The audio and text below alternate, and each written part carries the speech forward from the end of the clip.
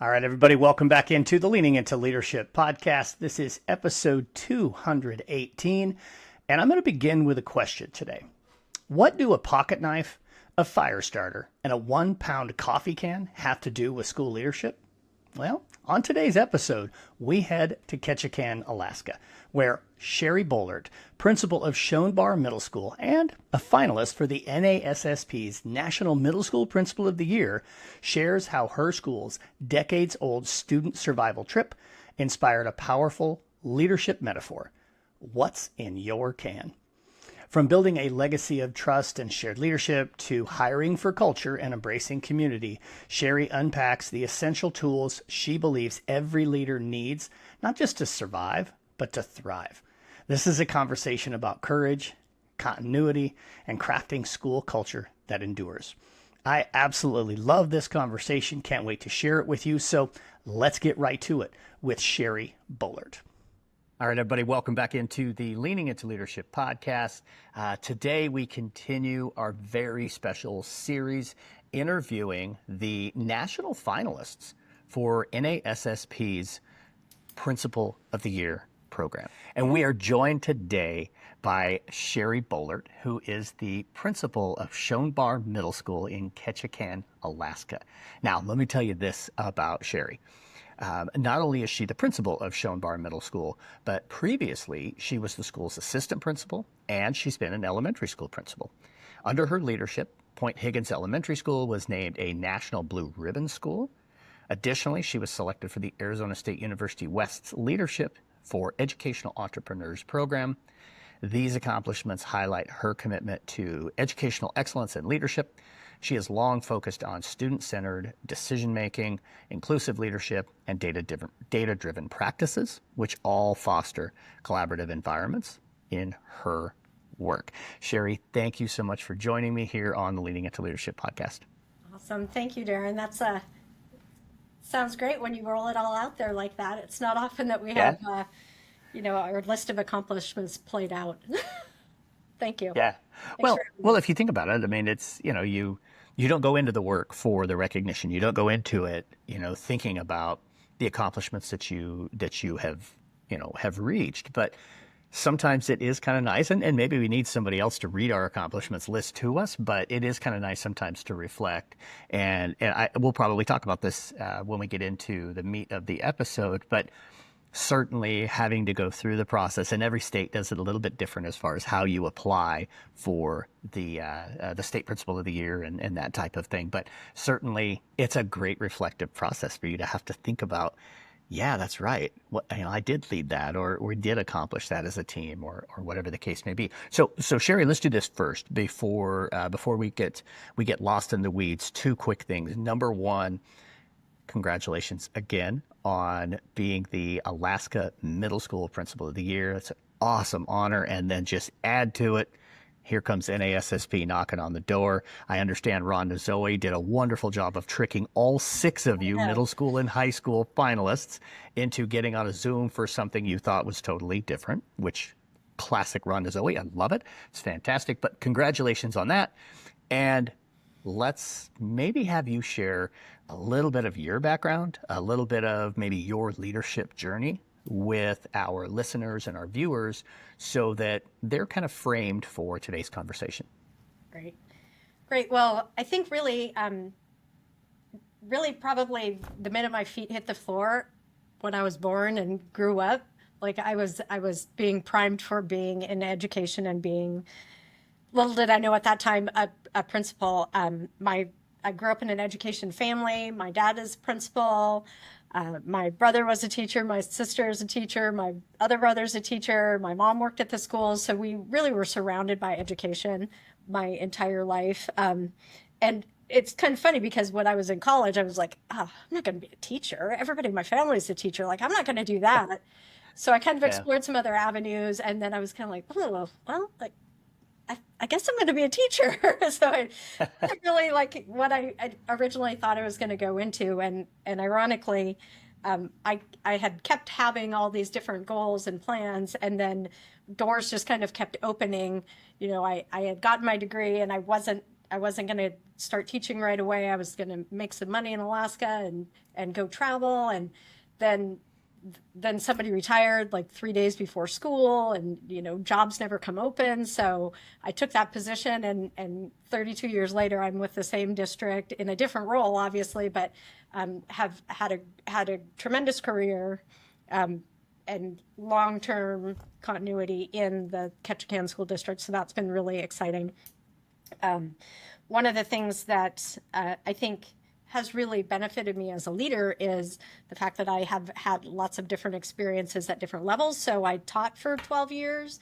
I taught PE. I taught primary school. I taught geography at the 7th grade level, and I taught in public schools, and I taught in charter schools. So you kind of get a really nice smattering of different experiences, and that really helps you kind of understand what the needs are at each of those different levels. So when I entered the newest program at Arizona State and had the opportunity to work with charter school leaders from across the country, 25 people in that program, just really the best of the best getting there, getting together. And it was an exciting program because it bridged an MBA with educational leadership. So you saw the business side of schools, which I think oftentimes is overlooked in public education. Like we don't really not that we don't understand, but we don't sometimes focus on that as much. So that was a really great experience. But that's where I got my ed leadership credential. And after that was when I was able to launch into my first principalship. And it was at an elementary school, and was able to get, years of experience there. So spent 10 years at the elementary level, and now 10 years at middle school. So it's spanned a lot of different aspects of education, I guess. Yeah. So I'm curious. One of my favorite questions to ask leaders, when you look back, especially because you had as essentially the same amount of time as an elementary principal as you have now had as a middle school principal, what might be one or two things that you learned about yourself in that elementary principal role that helped to set you up for success in the middle school role?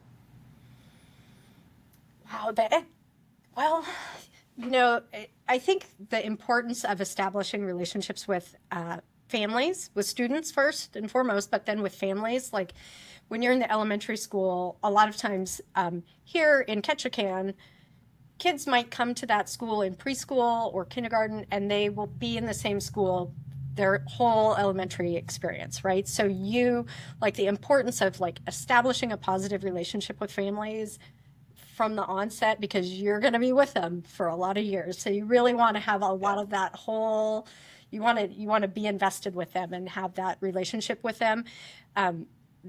That is a little bit harder to do at the middle school level, and particularly Schoenbar Middle School only has 2 grades. So we just have 7th and 8th grade. So it's really a blink. You really don't have a lot of time to establish relationships. And so it's really kind of almost, mid-years, into first semester, kind of getting into third quarter, you're kind of getting to know the kids really well. And then, before you know it, you're already transitioning them up to the high school. So that importance of laying that foundation, having that relationship with families. We're fortunate because almost all the elementary schools feed into our school. And so having gone from the elementaries to the middle school, I already know a lot of the families. So I'm getting kids that I had when I was a teacher in elementary school, which makes me feel really old. But I think the power of the relationship, the power of establishing those the culture of welcoming families in, we do that so well at the elementary schools. That I really brought that with me to the middle school.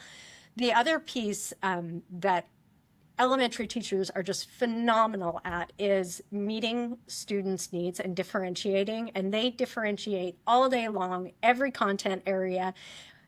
They just do it naturally, and they have it so built in. And so that's something we're really trying to pull into the middle school level, is hey, you guys have these kids and they're at all different levels, kind of getting away from the traditional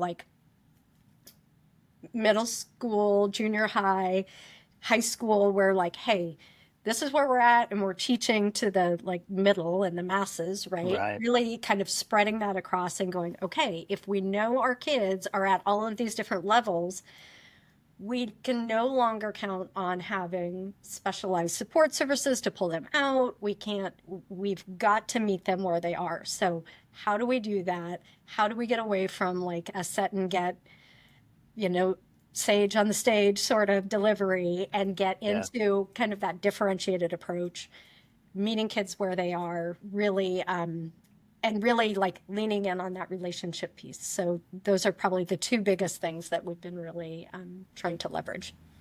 Yeah, no, I think that's awesome. I'm curious. I want to maybe have you build a little bit on this last piece that you talked about, because certainly, especially at high school, but certainly it's true at the middle school level. In many ways, as educators, we teach the way we were taught. We tend to follow that same model. And certainly, through, a lot of work, leadership, professional development, we can, shift some of those models. You had mentioned that in Ketchikan, you'll have a kid who will come in preschool or whatever, and will stay and have the entire elementary experience in one school. So it makes me wonder, one, about longevity with your staff. So in your school, do you have staff who have been there for a tremendous amount of time? And if so, how do you make this shift that you're talking about? Obviously the opposite, if you have turned over that staff tremendously, what steps are you taking to shape that the direction you want it to go? Right. Wow. Yeah, those are really great questions. We do have, Ketchikan is a very desirable place to be in Alaska.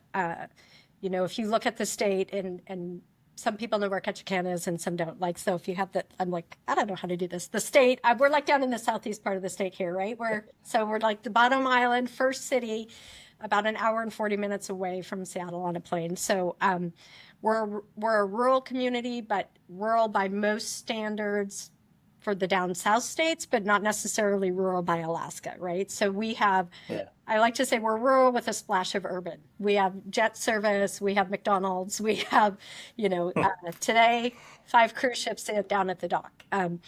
But in statewide, we have established school district. We are not in the true village, so a lot of people want to be in a community our size. It's 12,000 people. It's got for Alaska standards, it's got a moderate climate. So we do have people teach here a long time. I mean, we have teachers that are in buildings 15 years, 18 years, 20 years.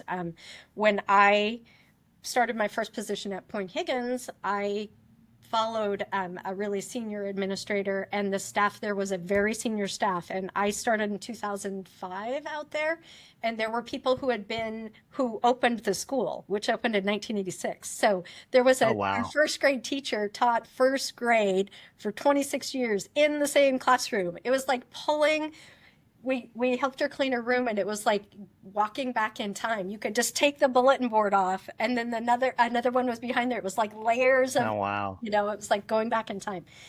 So there is a lot of longevity in buildings, and I had that in that staff. I had that when I moved in with Schoenbar as well. It's something that you want to lean in on, and all of that institutional history and experience is really, really important.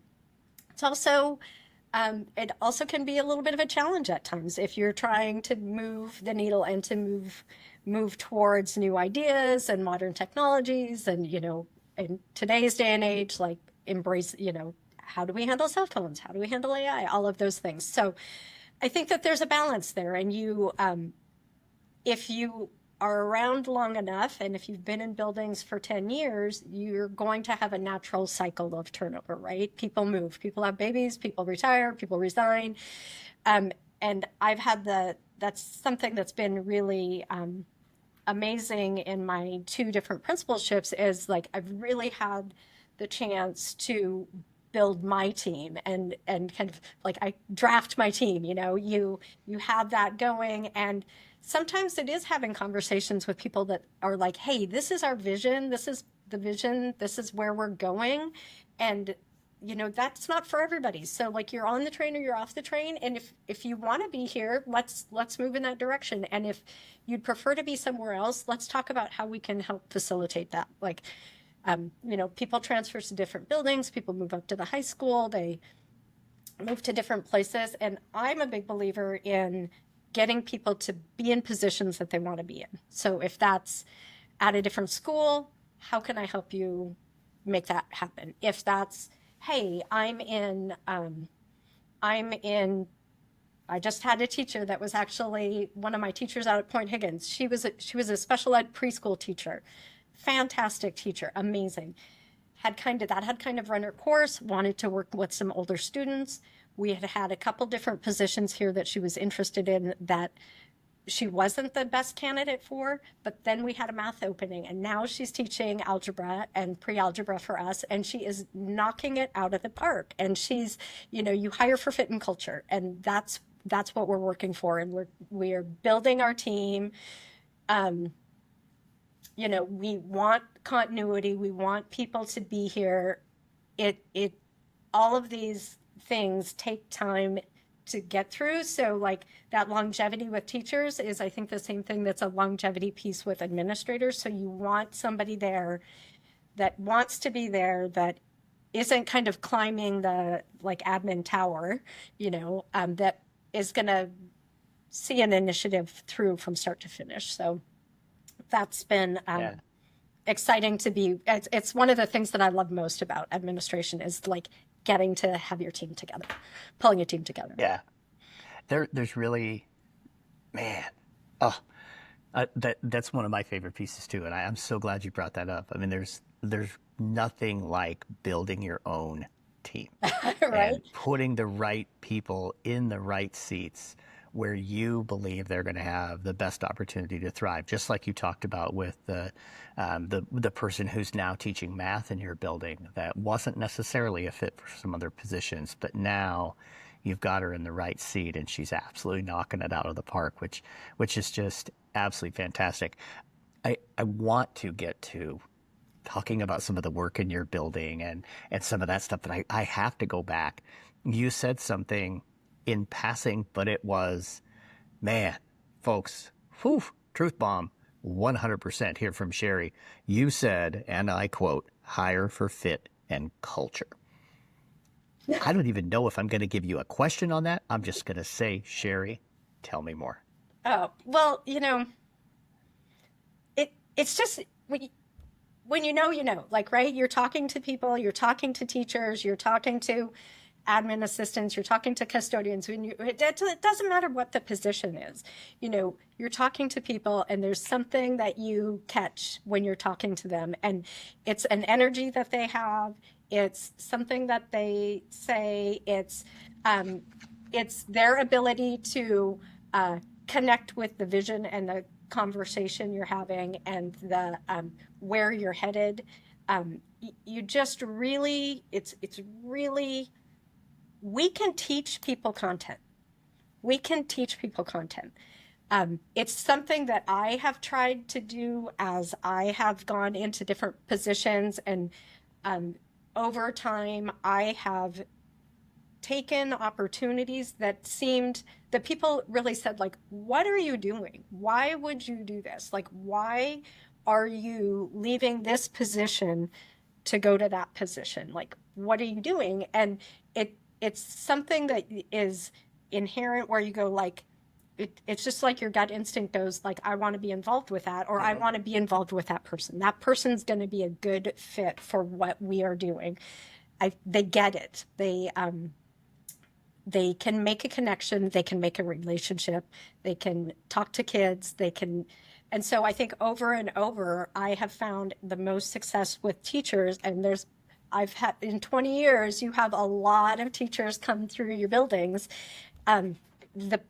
Those are the people that you can teach them how to do this new skill. But if you can find the right fit, if you can find somebody who can connect with kids If you can find somebody that can work well with adults, they can collaborate, they have a sense of humor, they are committed and serious, but also know how to have a good time. Those are the types of things that I think just at the end of the day, you want somebody who can do those things. This is exhausting work. It is, there's probably never been a time other than COVID, which we will agree to not talk about. 100%. We just like, yes, during the COVID years we were here, we came through it. We're not going to talk about it. But, That's right. those That's are left in the past. Yeah, you have to have people that are in it for the right reasons and just can make that connection, and they believe in continuity, they believe in growth, they believe in being part of something that's bigger than an individual, they believe in leading, they want to lead, so all of those things. I mean, I could go on and on, but I think it's just it's an essential it's essential in the hiring process. And I think just kind of to capitalize on that, when you have that, when you have people that are then moving on to more leadership positions. So like that has been also a big piece of the work that I've done here and at Point Higgins, when you have like people going like, hey, I'm thinking about doing something. I'm thinking about, taking some more classes or getting another degree. I'm thinking about administration. I'm thinking about being an athletic director. I'm thinking about being a reading specialist. I'm thinking about being a tech educator. And then finding that and how you can support them and how you can build that for them, because then you're just like building capacity within your building. So I think that's really, and then sadly when they leave because they've like flying out of the nest, you kind of keep that going. But yeah, fit and culture, number one. Yeah, absolutely. Well, and you're singing my song 100%. That's why when you said that, I immediately went, and wrote that down, because I think that's such an important element. And I think it's something that successful leaders are very intentional about. They don't simply leave culture to chance. Right. They really are intentional about culture. And you're right. In so many ways, culture begins with the hiring process and making sure that you've got the right people that are going to be a part of your team. So let's talk about this. I'm curious. I mean, definitely I want you to have an opportunity to share the work that is happening there at your school and the work that you are leading there at your school. And I'm going to ask you the question this way. And I haven't yet asked any of the other finalists it this way, so I might be giving you an advantage here. But I understand when you are all in Seattle at the United Conference, all 6 of you have to give a 10-minute presentation about your work, which first and foremost, how in the world are you going to do it in 10 minutes? Listen. But don't right? stress me out. I'm already stressed out about it. I know. Well, so I'm going to take it in the opposite direction. I don't want to stress you out about it. I'm going to let you do a little practice here. So, and you don't have to go 10 minutes, but just tell us a little bit about what you're thinking you want to share about your school, about your leadership when you are there. So consider this a practice run on that opportunity. Well, it's so funny that you bring that up, because I have been like twisted in knots about this. I'm like, I've pushed everything across my desk. I'm like, the schedule for kids can wait. Like, I'm just like pushing it off. And so I'm stewing on that. It's actually, the slide deck is in the background. And so here's the thing, like, what is awesome, there's so many awesome things about Alaska and Ketchikan and Schoenbar and the work that we are doing. But the one thing that if you came to Ketchikan and said, hey, tell me something cool about Schoenbar Middle School, anybody that has lived in the community, has been to Schoenbar, they're going to tell you about our survival trip. So this is crazy. Okay. So it is a trip that puts fear in the heart of administrators and superintendents. Like, what are we doing? So for over 50 plus years, teachers and students at Schoenbar have been going on a survival trip. They go on this trip and they pack literally a coffee can, a 1 pound coffee can.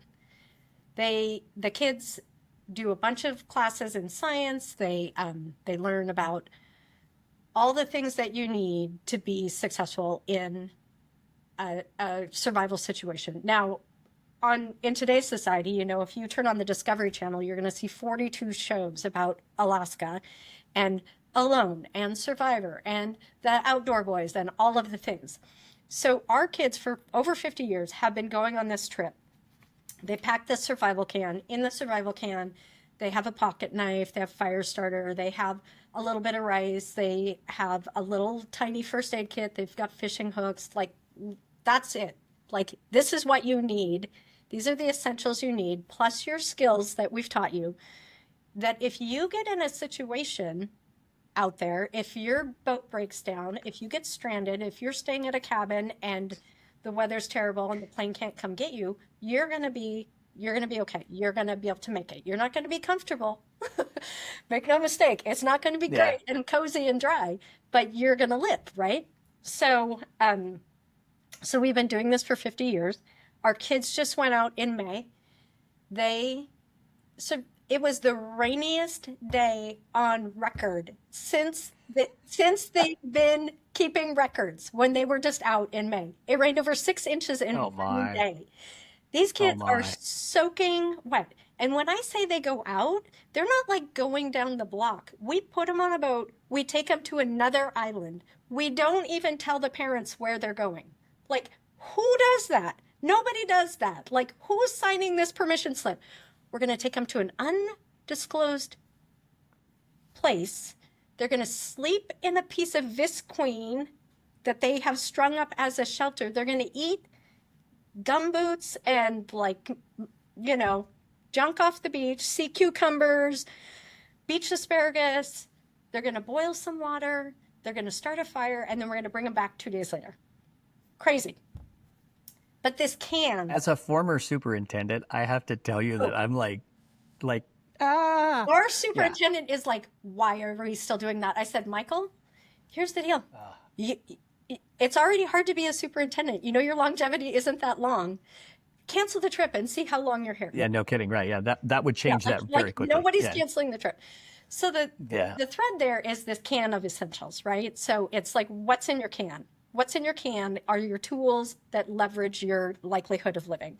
So my presentation would be on what's in your can, like, right? As an administrator, it's like this great symbol. It symbolizes, this can symbolizes our students. It symbolizes our community.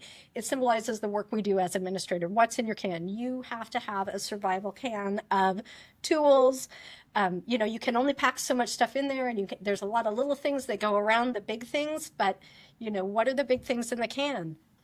Continuity, team building, shared leadership, you know, continuous school improvement, all of those things. Those are the big things that in my work, when I kind of siphon through all of the stuff and go, what, if I had to pick some common threads, what are the common threads there? What are the things that I have done in different settings, whether it was, you know, as a teacher, as a elementary principal, as a middle school principal, the common themes in all of that work were those 4 things that I just brought up. And then with those things, what can you do when you have those 4 things put together?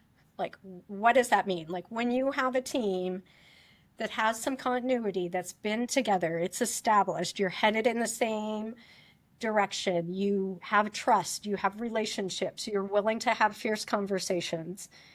And there's some conversations, right? I mean, there's some things when you really start working on continuous, meaningful, intentional school improvement, you have to face the music sometimes. And that's, and that's not just teachers. That's like, hey, we say we're doing some things, and that's not reflected in any of the data that we have. Like, we think we're being really whatever, but when we survey the students and the students and the families, that it's not translating to them. So we've got to change that. So those are the types of things that I think really are things that are in my can, what I would say are in my can, and things that I have worked towards with students and staff and families and the community is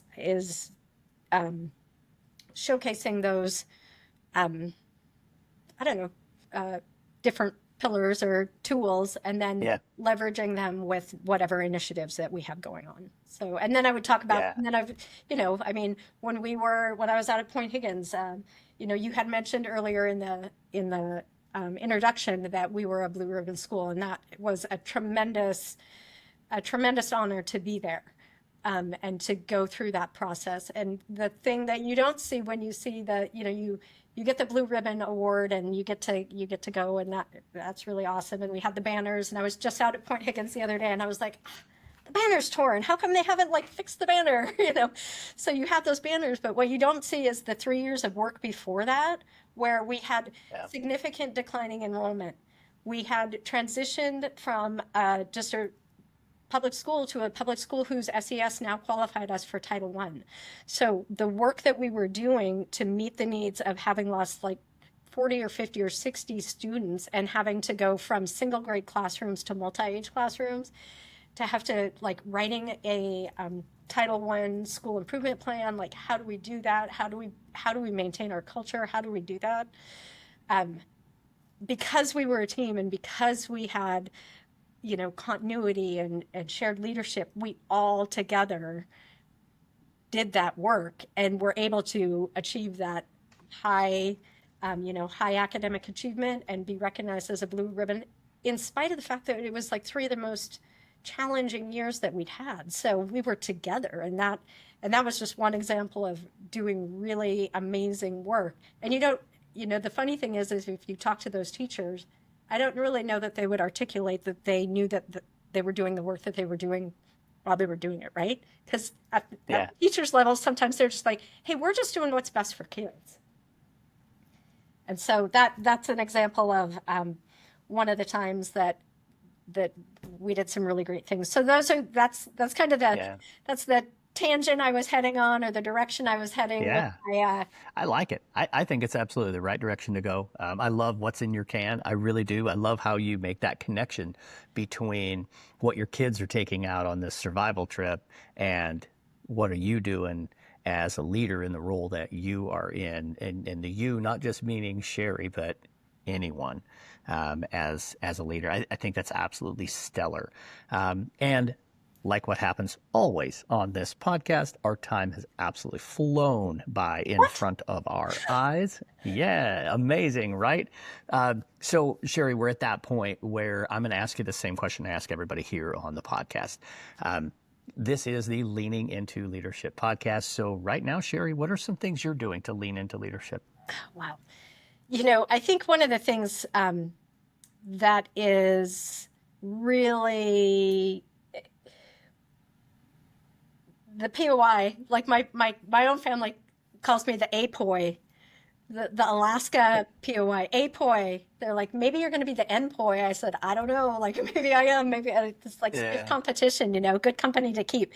But one of the things that it has highlighted, and it's not an area of strength for me. I typically am I'm behind the scenes, let's get the work done. I'm the steady one. I'm doing the work, right? We're over here. It's not always glamorous. It's not always, when you're in a school or, you're up at the high school, you're a high school guy. State championships get a lot more attention than, academic or school improvement initiatives. So, trying to really push forward and telling our story more. I really think that that's something that I need to be more intentional about.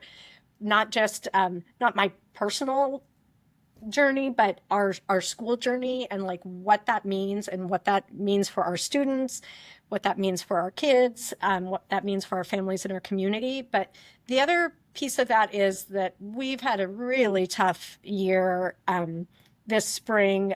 We have superintendent turnover. We have a lot of turmoil in our community with the school board, and admin has taken a lot of hits. It's really been a scapegoat this spring for